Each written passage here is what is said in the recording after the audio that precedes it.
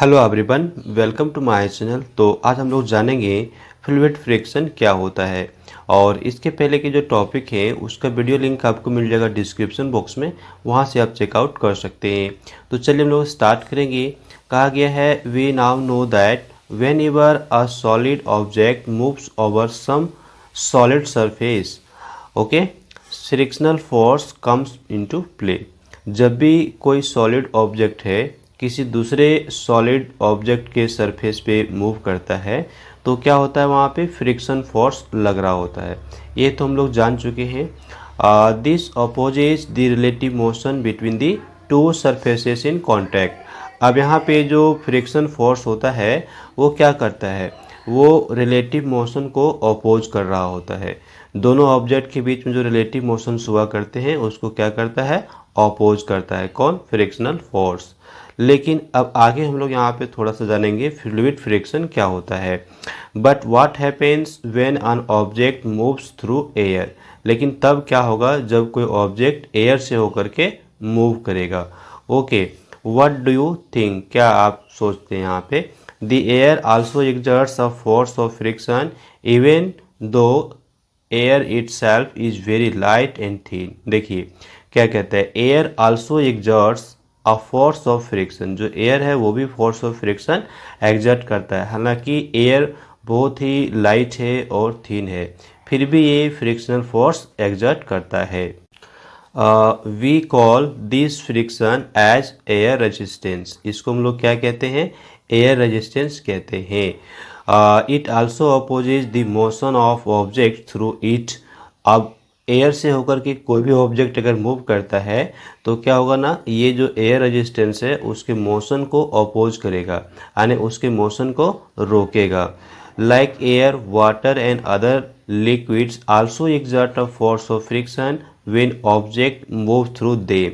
जिस तरह से एयर यहाँ पे अपोज करता है, एयर रेजिस्टेंस ऑफर करता है किसी भी ऑब्जेक्ट का जो उसमें होकर के मूव करता है, उसी तरह से वाटर भी है और अदर लिक्विड्स भी हैं जो फोर्स ऑफ फ्रिक्शन एक्सर्ट करते हैं। ओके, तो यहाँ पे ये हम लोग समझ गए कि जितने भी लिक्विड हैं और एयर, ये सब ना हमारे क्या हैं, air force of friction exert करते हैं। तो यहाँ पे हम लोग इसको क्या कहेंगे ना, फ्लूइड कहेंगे।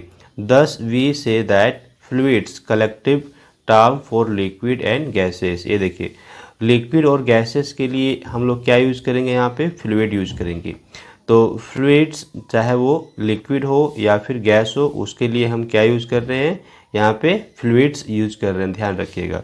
तो जो भी हमारे लिक्विड्स होते हैं या फिर गैसेस होते हैं वो क्या करते हैं ना, फोर्स एक्सर्ट करते हैं, जिसको हम लोग कहते हैं फ्लूइड फ्रिक्शन या तो फिर fluid drag on object moving through them. जो भी ऑब्जेक्ट उससे होके मूव करता है उस पर वो रेजिस्टेंस ऑफर करता है, ये एक फोर्स एक्सर्ट करता है, जिसको हम लोग फ्लूइड फ्रिक्शन या तो फिर फ्लूइड ड्रैग भी कहते हैं। अब यहाँ पे आती है बात, जो हमारा फोर्स ऑफ फ्लूइड फ्रिक्शन है किसी ऑब्जेक्ट पे किस पॉइंट पे डिपेंड करेगा। On an object in a fluid depends on the following. किस किस पॉइंट पे डिपेंड करेगा ये हम लोग को ध्यान रखना है। तो यहाँ पे जो हमारा पहला पॉइंट आता है वो है नेचर ऑफ फ्लूइड। फ्लूइड का नेचर क्या है उस पर डिपेंड करेगा। दूसरा, shape of the moving object, जो मूविंग ऑब्जेक्ट है उसका शेप क्या है उस पर डिपेंड करेगा। और तीसरा, speed of the moving object with respect to the fluid, यानी फ्लूइड में कितने स्पीड से वो ऑब्जेक्ट मूव कर रहा है उस पर भी डिपेंड करेगा। तो आइए हम बात करेंगे यहाँ पे एयर रेजिस्टेंस की। तो air resistance for example increases with an increase in the speed of the object moving through it. जब किसी ऑब्जेक्ट का स्पीड अगर बढ़ जाता है तब क्या होगा ना, उससे होकर कि जो ऑब्जेक्ट मूव कर रहा है उस पर जो फ्रिक्शनल फोर्स लग रहा है, एयर रेजिस्टेंस, वो भी बढ़ जाता है। यानी जैसे जैसे स्पीड बढ़ जाएगा ऑब्जेक्ट का तो एयर रेजिस्टेंस भी जो है ना वो भी क्या होगा, इंक्रीज कर जाएगा। ओके, ये हम लोग समझ गए। अब यहाँ पे एक एक्टिविटी हमारे पास है, इस एक्टिविटी को हम लोग समझ लेते हैं। तो ये एक्टिविटी यहाँ पे बताया गया है कि शेप पे कैसे डिपेंड करता है एयर रेजिस्टेंस। ये हमारा एयर रेजिस्टेंस दिखाया गया है। यहाँ पे ऑब्जेक्ट लिया गया है एक सर्कुलर, इसको क्रश करके हम लोग क्या किए हैं ना, बॉल टाइप का बना दिए हैं। और यहाँ पे जो है वो हमारा क्या है ना, एक सीट है। तो सीट ऑफ पेपर लिया गया है और यहाँ पे क्रम्बल्ड सीट ऑफ पेपर लिया गया बॉल शेप में। तो हम लोग यहाँ पे क्या देखेंगे ना, ये जो हमारा ऑब्जेक्ट है ये हमारा जल्दी आ जाएगा ग्राउंड पे, और ये हमारा जो सीट है वो थोड़ा लेट से पहुँचेगा। इसका कारण क्या है कि एयर रेजिस्टेंस यहाँ पे ज़्यादा लग रहा है। तो आइए हम यहाँ पे देख लेते हैं इस एक्टिविटी को, एक बार रीड आउट कर ले। तो यहाँ पे कहता है take two large sheets of aluminium foil, या तो फिर थिक पेपर भी आप ले सकते हैं, जो मोटा सा पेपर आता है उसको भी आप ले सकते हैं अगर एल्युमिनियम फॉयल आपके पास नहीं है तो। ठीक है, अब करना क्या है, are identical in size and shape, दोनों एकदम सेम साइज का हो और दोनों का शेप भी सेम हो। As both the sheets are made of same material it can be assume that they have the same mass. अब चूंकि दोनों मटेरियल जो होगा वो दोनों जो हमारा है वो सेम मटेरियल से बना हुआ है, इसलिए दोनों का जो मास होगा वो भी हमारा सेम होगा।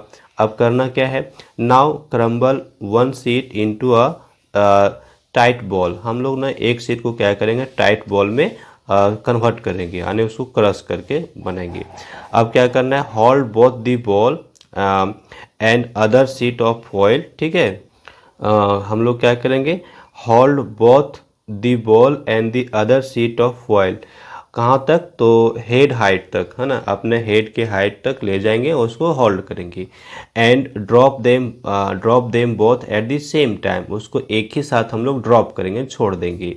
व्हाट डू वी ऑब्जर्व, हम लोग क्या देखेंगे, देखिए यहाँ पे क्या कहता है, विच पीस ऑफ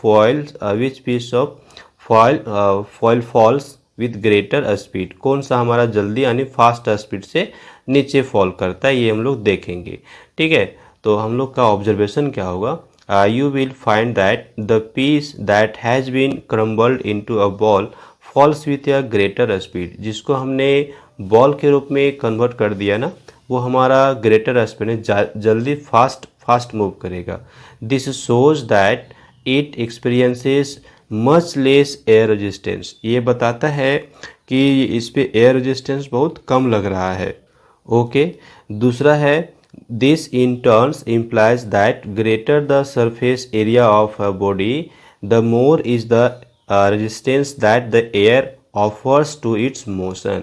देखिए यहाँ पे क्या कहता है कि अगर सरफेस एरिया बॉडी का ज़्यादा हो जाएगा, ठीक है, ग्रेटर होगा, तो जो रेजिस्टेंस ऑफर करेगा ना वो क्या होगा, वो भी ज़्यादा होगा, मोर होगा। More is the resistance that the air offers to its motion, ये हम लोग समझ रहे हैं। In other words, fluid friction depends on the shape of the object moving through the fluid, fluid से होकर के जो ऑब्जेक्ट मूव कर रहा है उसके शेप पे डिपेंड करता है फ्लूइड फ्रिक्शन। ये हम लोग ध्यान रखेंगे, यहाँ पे एक्टिविटी से हम लोग को क्लियर हो जाता है। अब आते हैं नेक्स्ट पैराग्राफ पे हम लोग। यहाँ पे कहता है, we thus realise that fluid friction can be reduce to a greater extent by suitably adjusting the shape of the body। जो हमारा शेप है किसी ऑब्जेक्ट का, उसका शेप अगर हम चेंज करें, एडजस्ट करें, तो हम लोग फ्लूइड फ्रिक्शन को बहुत हद तक एडजस्ट कर सकते हैं। Okay, we also observe that when objects move through fluids with a higher speed, a large force due to fluid friction opposes their motion। तो जो उसका मोशन है वो भी बहुत ज़्यादा उसको अपोज किया जाता है। They can lose a considerably part of their useful energy to overcome this fluid friction. To minimise this energy loss the bodies objects are given a special shapes. तो ये जो हमारा बॉडी होगा इसको हम स्पेशल शेप दे देंगे, ताकि ये जो हमारा एनर्जी का यहाँ पे लॉस हो रहा है, एनर्जी का लॉस हो रहा है, ये जो एयर रेजिस्टेंस है उसको ओवरकम करने में हम उस एनर्जी लॉस को मिनिमाइज कर सकते हैं। हम क्या कर सकते हैं, उसको मिनिमाइज कर सकते हैं एनर्जी लॉस को। अगर हम एक उसका एक सूटेबल शेप दे दें उस ऑब्जेक्ट का। तो देखिए यहाँ पे फिर से नेक्स्ट पैराग्राफ पे क्या कहा गया है। In class 6 we have already learn that birds and fishes have to move about in fluids almost all times. हमेशा ना इन लोगों को फ्लूइड्स में ही मूव करना होता है, बर्ड्स हो या फिर फिशेस हो। ओके, तो क्या होता है, their bodies must therefore have developed to shapes which would make them lose energy to overcome fluid friction. Okay, यहाँ पे ये कहा गया है कि जो हमारे बर्ड्स होते हैं या फिर जो हमारे फिशेस होते हैं, उसका जो बॉडी होता है वो इस तरह से शेप किया हुआ रहता है, इस तरह से शेप है उसका, ताकि जो एनर्जी का लॉस हो रहा है वो कम हो। ठीक है, लेस एनर्जी उसको लगे फ्लूइड फ्रिक्शन को ओवरकम करने में।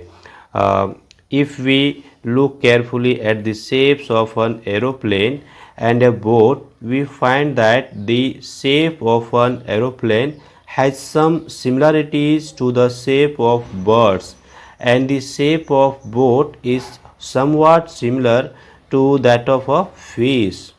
तो यहाँ पे बड़ा इंटरेस्टिंग बात की गई है कि जो हमारा एरोप्लेन होता है उसका जो शेप हुआ करता है वो किस तरह का हुआ करता है, तो somewhat similar to that of a birds, जो बर्ड्स होते हैं उसके शेप के हुआ करता है। जब बोट की हम लोग बात करते हैं, बोट का शेप, तो समवॉट टू द फिश, जिस तरह से फिश का शेप होता है उसी तरह से हमारा बोट का भी शेप हुआ करता है। अब ऐसा क्यों होता है, क्योंकि जो एनर्जी लॉस हो रहा है उसको हम लोग कम कर सके। ठीक है, जो फोर्स ऑफ फ्लूइड फ्रिक्शन है उसको ओवरकम करने में हम लोग को एनर्जी लग जाता है, उस एनर्जी को कम करें, हमारा लेस एनर्जी कंज्यूम हो, इसलिए हम इस तरह का शेप बना रहे होते हैं। चलिए नेक्स्ट पैराग्राफ में देख लें। Nature thus gives many useful ideas to mankind, scientist often put them to use in designing the shapes of objects, sports vehicles are often so designed, इस तरह से वो डिजाइंड होते हैं, made more pointed towards front that air flows smoothly over their surfaces, जो air है वो आसानी से फ्लो कर जाए उसके सरफेसेस से होके, ज़्यादा फ्रिक्शनल फोर्स वहाँ पे न लगे, इस तरह से हम लोग डिजाइन कर देते हैं। Okay, in such A way that every air particles passes a particular point through particular point with the same speed and in the same direction, same speed से फ्लो करे और सेम डायरेक्शन में flow करे तो बड़े आसानी से air जो है ना वो फ्लो कर जाएगा और हम लोगों को कम यहाँ पे एनर्जी लॉस होगा जो एयर रेजिस्टेंस है उसको ओवरकम करने में। अब देखिए इस तरह के जो फ्लो होते हैं, such a flow is called a streamline flow. ये देखिए इंपॉर्टेंट है, स्ट्रीमलाइन फ्लो ये इसको हम लोग कहते हैं। तो फिर से एक बार हम लोग समझ लें यहाँ पे स्ट्रीमलाइन फ्लो को, जब एयर के जितने भी पार्टिकल्स हैं, every air particles passes a particular point with the same speed and in the same direction, किसी एक पार्टिकुलर पॉइंट पे जितने भी एयर के पार्टिकल्स होंगे वो सेम स्पीड से सेम डायरेक्शन में पास कर जाएं, तो जो हमारा फ्लो है वो क्या कहलाता है, स्ट्रीमलाइन फ्लो कहलाता है। All such special shaped bodies are called streamlined bodies, और इस तरह के जो ऑब्जेक्ट होते हैं उसको हम लोग क्या कहते हैं, स्ट्रीमलाइंड बॉडी कहते हैं। ओके, वो स्ट्रीमलाइंड इसलिए बनाया जाता है ताकि उसको कम फ्रिक्शनल फोर्स ऑफर करना पड़े, कम फ्रिक्शनल फोर्स उस पर लगे। ठीक है, streamlined flow of air over the surface of a vehicle reduces friction, air resistance and helps it to require a faster speed। अब इस तरह से क्या होगा, क्योंकि जब रिड्यूस हो जाएगा एयर रेजिस्टेंस कम हो जाएगा तो जो हमारा ऑब्जेक्ट होगा, जो व्हीकल होगा उसका स्पीड ज़्यादा हो जाएगा, यानी वो फास्ट मूव कर पाएगा। अब यहाँ पे कुछ ऑब्जेक्ट के एग्जांपल्स और फिगर भी दिए हुए हैं। यहाँ पे देखिए ये हमारा एरोप्लेन है और यहाँ पे दूसरा हमारा दिखाया गया है शिप। ठीक है, और आगे देखिए ये हमारा बर्ड है। तो ये जो एरोप्लेन है ना इसका शेप कुछ उस तरह से है, बर्ड्स के जैसे है, क्योंकि इसको एयर में चलना पड़ता है। और ये जो हमारा शिप होता है उसका शेप किस तरह का हुआ करता है, जस्ट लाइक फिश के जैसा होता है। ओके, तो यहाँ पे हमारा ये कंप्लीट हो गया। अब आते हैं डू यू नो की हम लोग बात करेंगे। कहा गया है look around and you will find that the vehicles moving on road come to a variety of shapes and designs. जितने व्हीकल्स मूव करते हैं रोड पे, उसका जो शेप अगर हम देखें तो उसका शेप बहुत ज़्यादा वेरी करता है और उसके डिज़ाइन भी चेंज होते हैं। These different shapes and designs are क्या है ना, constantly evolved and developed by car engineers and designers. जो कार इंजीनियर्स होते हैं और डिजाइनर्स होते हैं वो इसके शेप को बनाते हैं। Okay, their attempts not only make the car look beautiful but also reduce the effects of air friction when they move on the roads। अब देखिए, ये जो कार इंजीनियर्स होते हैं या फिर डिजाइनर्स होते हैं, उसका ये मोटो होता है कि कार जो है ना वो ब्यूटीफुल दिखे, सुंदर दिखे, और साथ ही साथ जो एयर का रेजिस्टेंस है वो भी हमारा कम लगे उस पर। ठीक है, इस तरह से उसको डिज़ाइन किया जाता है। Racing cars which have to move really fast are given a very different shape. जो रेसर कार होते हैं ना उसका शेप बिल्कुल डिफरेंट हुआ करता है। Okay, their a special streamline shapes lower the air resistance to very low values, है ना। This enables this cars to move really fast. अब ये जो हमारा रेसर कार हुआ करता है उसका शेप बिल्कुल अलग होता है, यानी स्ट्रीमलाइन शेप होता है। स्ट्रीमलाइन शेप होने की वजह से ये रियली बहुत फास्ट मूव करते हैं। ओके, तो यहाँ पे हम लोग ये समझ गए कि जो हमारे कार्स होते हैं उसके कार्स के अलग अलग शेप्स क्यों होते हैं और कुछ अजीब ढंग का उसका शेप क्यों होता है। स्ट्रीमलाइन होता है ताकि एयर का रेजिस्टेंस कम उस पर लगे। तो ये हमने यहाँ पे देख लिया कि फ्लूइड फ्रिक्शन क्या होता है। तो जितने भी फ्लूइड होते हैं, चाहे वो लिक्विड हो या फिर गैस हो, है ना, वो क्या करते हैं, रेजिस्टेंस ऑफर करते हैं, और इसको हम लोग कहते हैं फ्लूइड फ्रिक्शन। और फ्लूइड फ्रिक्शन हमारा किस पे डिपेंड करेगा, तो फिर से आप देख लीजिए, ये हमारा है नेचर ऑफ द फ्लूइड। अलग अलग फ्लूइड में अलग अलग होगा।